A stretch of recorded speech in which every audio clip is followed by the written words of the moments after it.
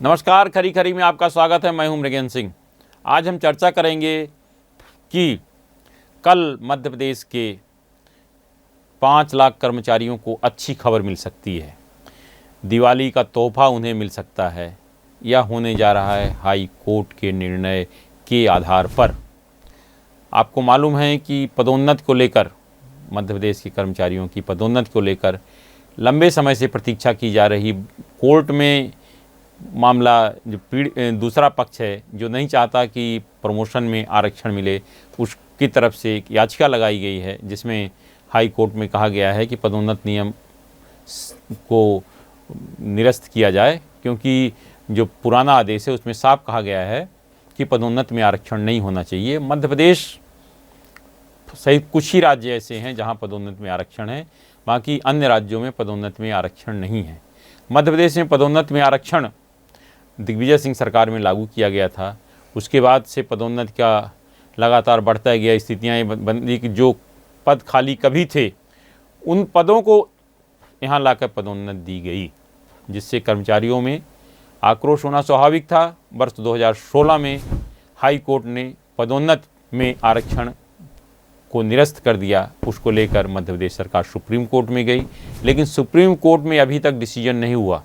2016 से अब 2025 मतलब लगभग 9 साल हो गए मामला सुप्रीम कोर्ट में है और कर्मचारियों की पदोन्नति नहीं मिल पा रही। मध्य प्रदेश सरकार ने उसका रास्ता निकाला, उच्च वेतनमान और प्रभार देने का, उच्च पद का प्रभार भी दे दिया गया, लेकिन वास्तव में है तो उसी पद पर ना। अगर कोई मान लीजिए नायब तहसीलदार है, तो उसको अगर प्रभार दिया जाता है तो प्रभारी उनके नाम के आगे लेके प्रभारी सब नहीं हटता।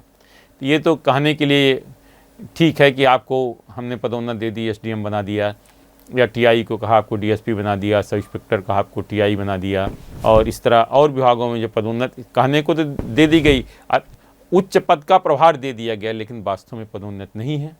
मध्य प्रदेश की डॉक्टर मोहन यादव सरकार ने पदोन्नति को लेकर एक नियम बनाया। उसके लिए वरिष्ठ अधिकारियों की कमेटी बनाई गई, जो लंबी मशक्क़त के बाद इसमें नियम बनाया गया।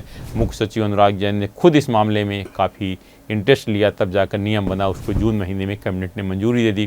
कैबिनेट ने जब मंजूरी दी, आनंद फानंद में आदेश जारी हुआ, सब विभागों को कहा गया कि 30 दिन के अंदर पदोन्नति प्रक्रिया पूरी कर लें। लेकिन कुछ जो लोग चाहते थे कि पदोन्नति में आरक्षण नहीं होना चाहिए, उसको लेकर हाई कोर्ट का दरवाज़ा खटखटाया।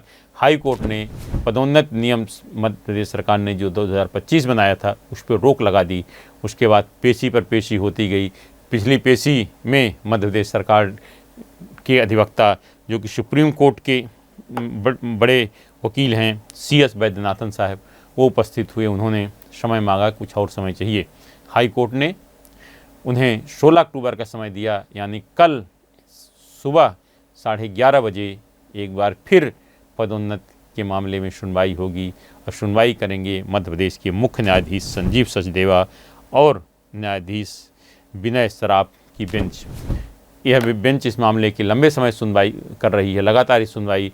कल 11:30 बजे उम्मीद की जा रही है कि शायद इस मामले में फैसला हो जाए, क्योंकि मध्य प्रदेश सरकार ने जो पदोन्नति नियम बनाया है उसमें साफ लिखा है कि सशर्त पदोन्नति होगी। सशर्त पदोन्नति का मतलब है, अगर सुप्रीम कोर्ट इस मामले में कोई निर्णय देता है या सुप्रीम कोर्ट कहता है कि पदोन्नति में आरक्षण नहीं होना चाहिए, तो अधिकारियों को पदावनत भी किया जा सकता है। लेकिन पदावनत की लाइन लिखी नहीं है।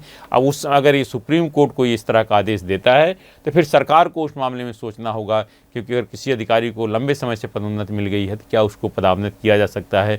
इसके लिए हो सकता है सरकार को पद बढ़ाना पड़े, फिर वो सरकार पर निर्भर है सरकार क्या रास्ता अपनाती है। लेकिन कल मुझे लगता है कि इस मामले में निर्णय हो सकता है और मध्य प्रदेश के 5 लाख कर्मचारियों के लिए दिवाली तोहफा मिल सकता है।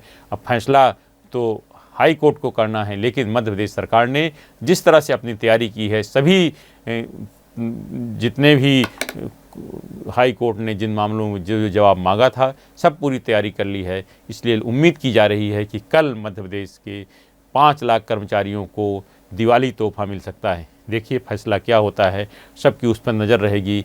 इस तरह की खबरों को देखने के लिए हमारे चैनल पब्लिक वाणी से आप जुड़े रहिए। आपके पास भी अगर कोई खबर है तो हमें ज़रूर बताएं, क्योंकि हमारा नाम पब्लिक वाणी है।